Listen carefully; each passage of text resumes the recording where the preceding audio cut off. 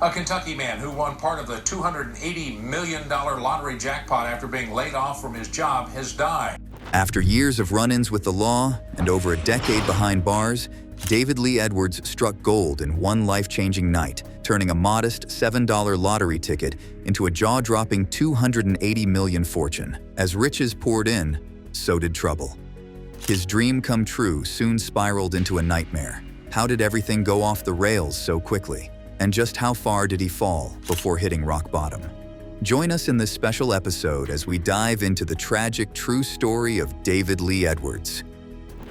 From ruin to riches. David's story began in 1955 in the quiet town of Ashland, Kentucky. He was born into a low-income family, and his childhood was filled with heavy losses.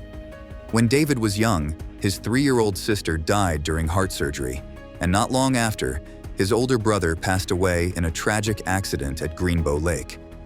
These events shattered their family, especially his mother, who was consumed by grief. The home that should have been a place of comfort felt cold and sorrowful. As a child, David carried the weight of this sadness, and it left scars that would follow him for the rest of his life.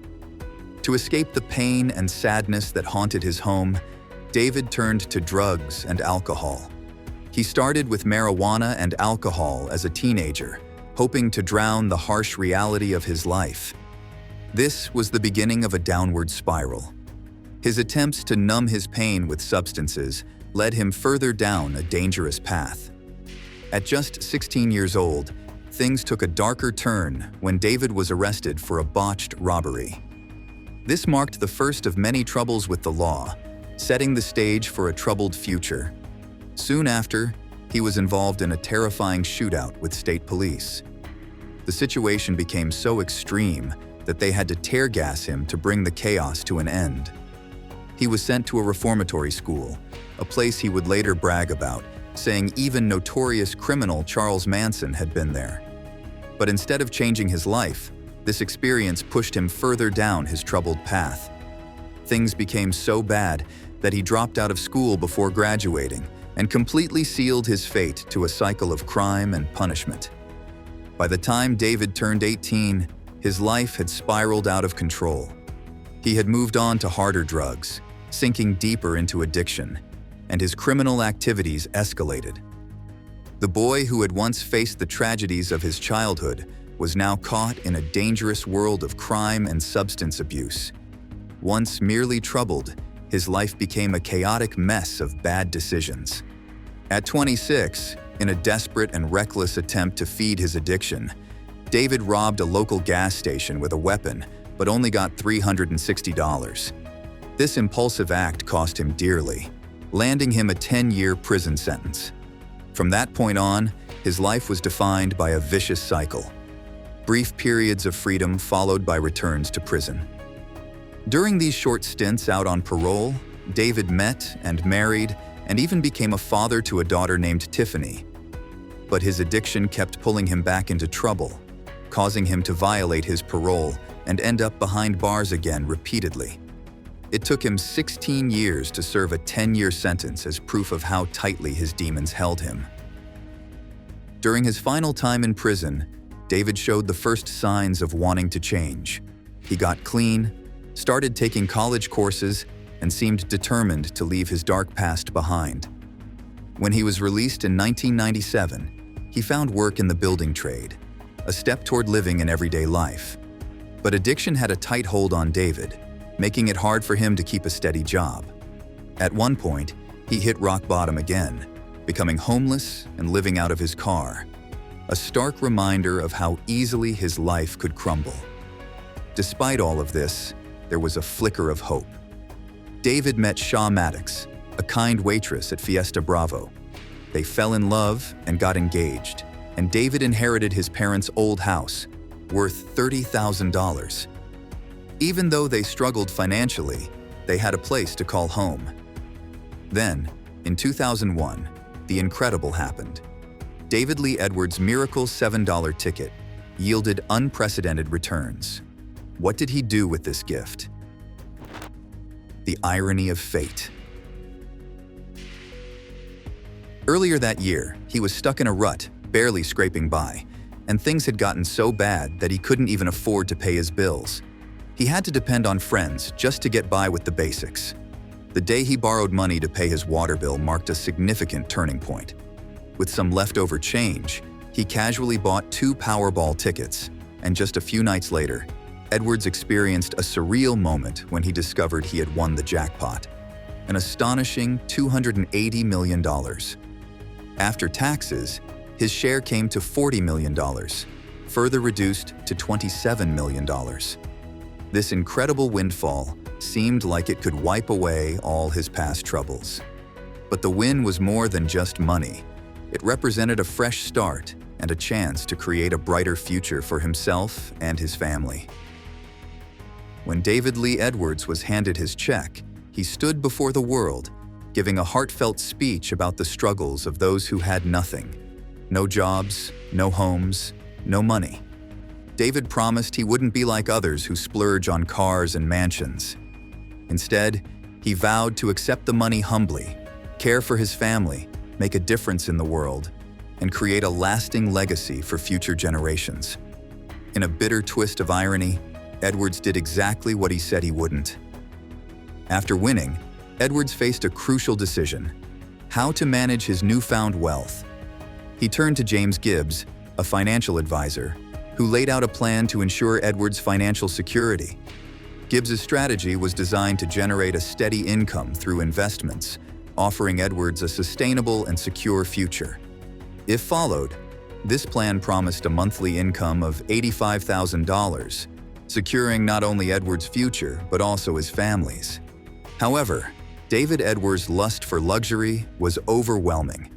He abandoned his modest $30,000 house for a $1.6 million mansion in Palm Beach Gardens, Florida. The luxurious home, with tennis courts and a golf course, differed from his previous living conditions. Edwards didn't stop there. He bought a collection of high-end cars, including a $200,000 Lamborghini Diablo and a $90,000 Dodge Viper. This behavior is a classic example of sudden wealth syndrome, a psychological term for the stress and confusion that often come with suddenly acquiring a large sum of money. For lottery winners like Edwards, the sudden fortune can bring a roller coaster of emotions: happiness, anxiety, guilt, and even a sense of loss. Edwards' spending spree went far beyond real estate and cars. He entered the world of private aviation, purchasing a $1.9 million Learjet and hiring a personal pilot for easy travel between his properties in California and Florida. His lavish purchases included a $600,000 property in Palm Springs, an $80,000 gold watch, a $160,000 ring, and a $30,000 plasma TV. He also indulged in high-end designer clothes and rare collectibles, enhancing his extravagant lifestyle. David Lee Edwards also felt like a door swung open for him to reconnect with his daughter, Tiffany. They had been distant for years because of his time in jail and the struggles he faced. This lottery win seemed like his chance to finally be the father he had always wanted to be. His first call was to Tiffany, and it was a moment bursting with excitement and promises of a brighter future for her, as she had been living with her mother. Edwards' approach to fatherhood was to shower Tiffany with gifts and luxury. He was determined to make up for lost time and wanted to provide her with everything money could buy. He gave her beautiful jewelry, including a stunning diamond ring, and even rented an entire hotel suite to celebrate her birthday. Tiffany's room was a magical space in his lavish mansion, reflecting his desire to give her a fairy tale life, so different from the unstable childhood she had known. As he worked to build this new relationship with Tiffany, Edwards' personal life took a different turn when he married Shaw. Instead of bringing peace, the money seemed to awaken deeper issues within David, and he fell back into old patterns. It seemed like a dream come true, but beneath the surface, the old David was still fighting his demons. The thrill of winning faded, and the loneliness of his reality set in. Just how unfortunate was this fortune about to make him? His ventures and missteps. With big dreams, David started several business projects and even had advisors, hoping to turn his luck into lasting money. However, the reality was very different. He did not listen to these advisors, and even when they put him on a budget, he was mad at them and queried them. His choices were often made quickly and needed more research, which led to severe problems. One of David's first business ventures was investing in video rental stores, not realizing the industry was dying. Streaming platforms were quickly becoming popular, so rental stores were losing customers and needing to be updated. Still, he was not discouraged. He kept his faith, spending much of his winning on the business and believing it would be successful. Unfortunately, David did not consider how the entertainment industry was changing. His stores had difficulty getting customers, and his investment quickly became a significant financial loss. The profits he hoped for never came, and he soon found himself in serious trouble. This was just one of his mistakes with his new wealth. Another quick decision he made was to invest in a baseball team. David had always loved to play sports, and when he got the opportunity to buy a football league team, he was excited and jumped at it without consulting with those in the business.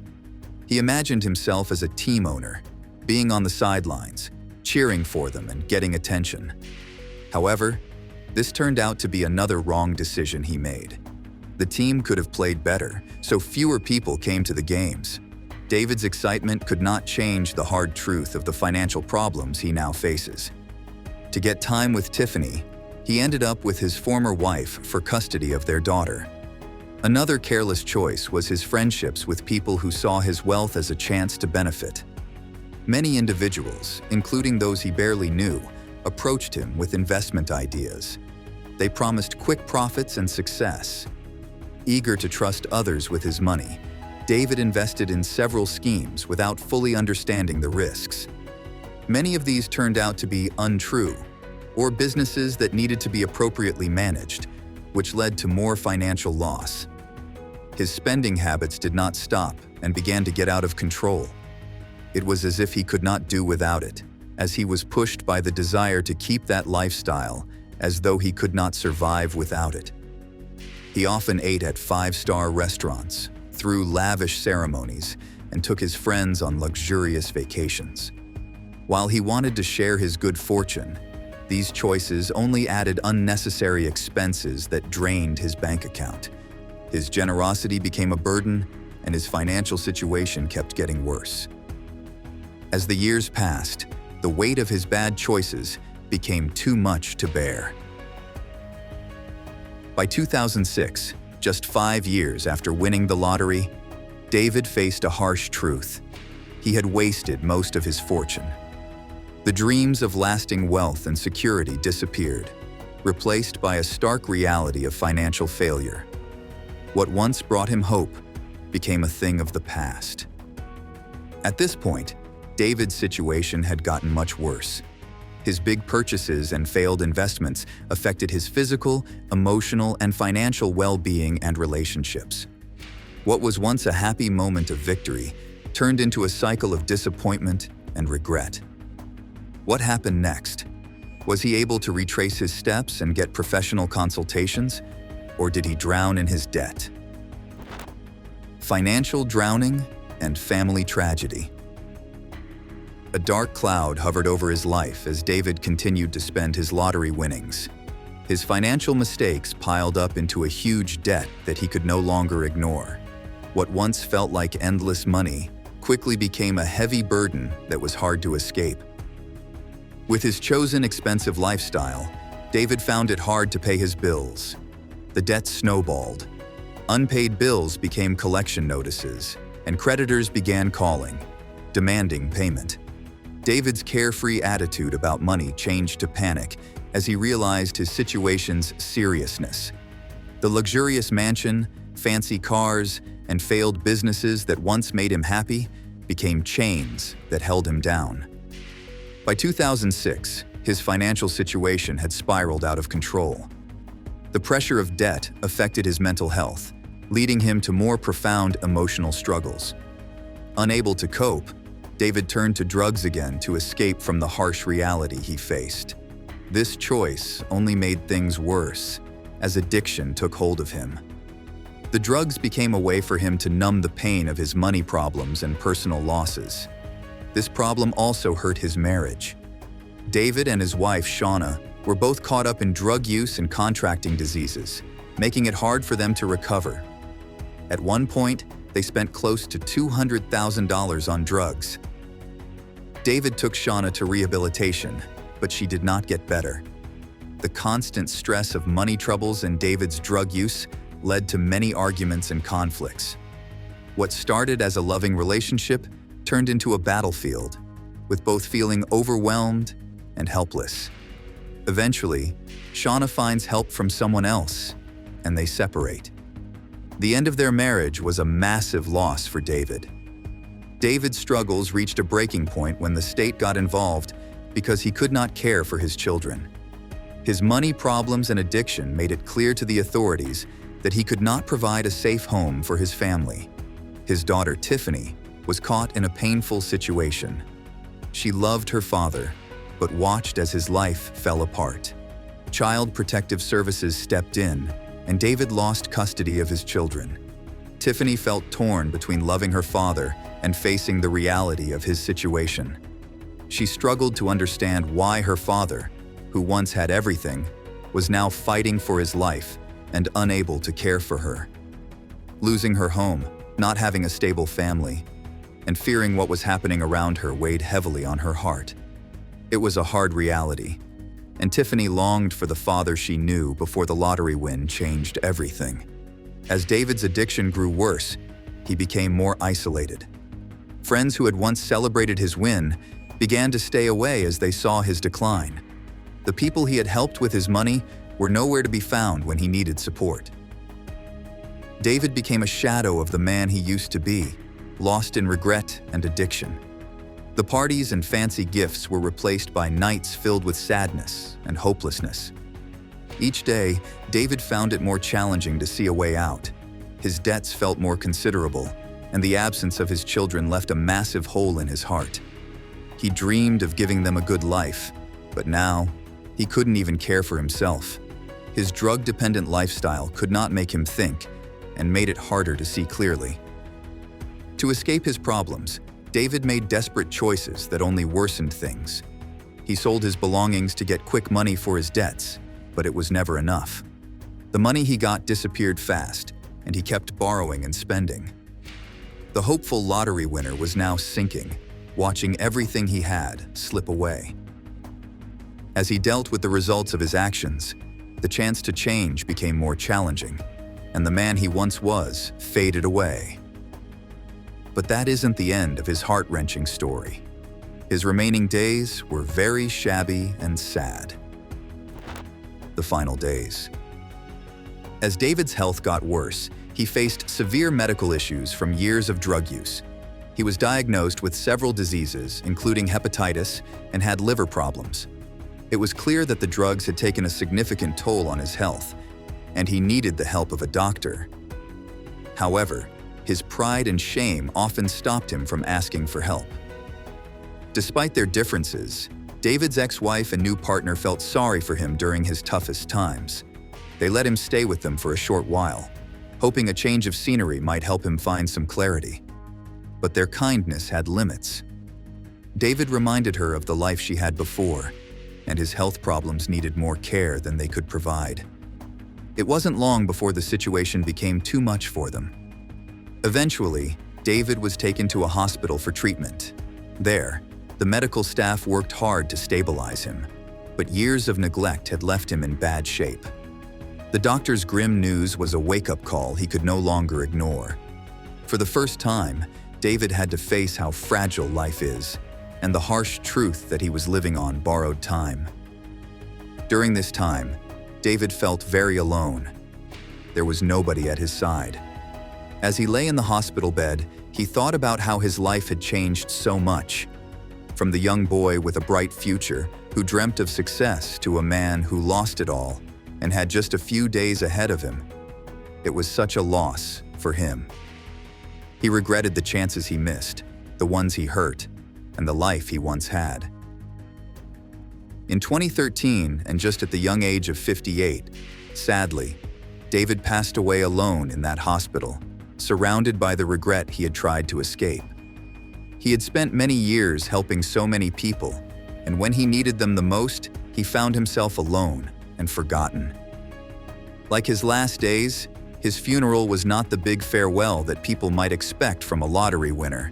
Instead, it was a small, sad gathering with only a few distant acquaintances and old friends.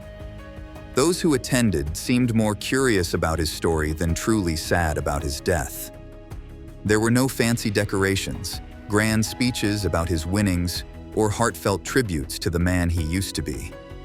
The ceremony was done ordinarily and shows how quickly fortunes can disappear and how our choices shape our lives. Ironically, David's story did not serve as a warning to other future winners.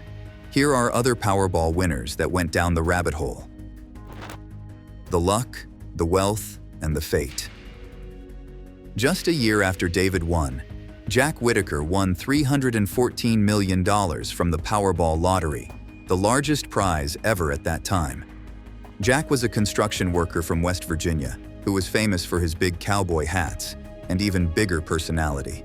His story shows how winning the lottery can ruin lives. Jack gave away vast amounts of money to churches, waitresses, family, strangers, and even his local strip club until all the money was gone. Then there's Laura and Roger Griffiths, a British couple who won $2.19 million. Less than 10 years later, their marriage ended in divorce. Roger tried to follow his dream of becoming a rock star, spending lots of money on his band.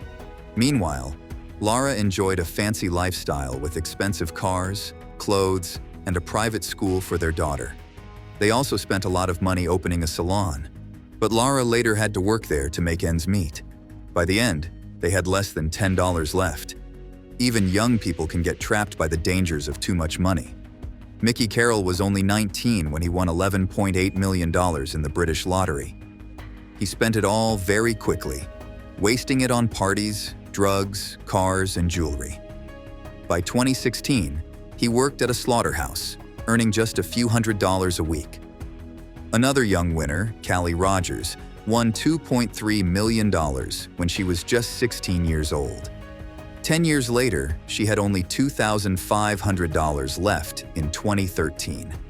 She had spent most of the money on drugs, plastic surgery, clothes, gifts, and partying. Another lady, Lisa Arcand from Massachusetts, won $1 million in 2004 years. But in less than 4 years, all the money was gone. Lisa bought a house and went on several vacations. However, she lost most of her money when the restaurant she opened failed, forcing her to close it down. In 2011, Gerald Muswagon from Canada bought a $2 lottery ticket and won $10 million. However, he spent all of it in just a few years. Gerald bought a house where he held wild parties every night and spent his money on cars, gifts, and partying. He also got into legal trouble. Eventually, he had to do hard farm work to support his girlfriend and 6 kids. Sadly, 7 years after winning, Gerald took his own life. Some lottery winners become targets for people who want to steal their money, like Marva Wilson, a great-grandmother who won $2 million in Missouri in 2008. Freya Pearson tricked her by pretending to help with taxes and starting a nonprofit. Freya stole all of Marva's money and was later sentenced to 5 years in prison for her crime. Uruj Khan, a businessman from Chicago, won $1 million in 2012. Still, he didn't even get a chance to enjoy the money. Just a few weeks after winning, Uruj died mysteriously. At first, doctors thought he died from natural causes, but later tests showed that he was poisoned with cyanide. As of 2017, no one knew who did it. Billy Bob Harrell Jr., who worked at Home Depot, won $31 million in the Lotto Texas jackpot.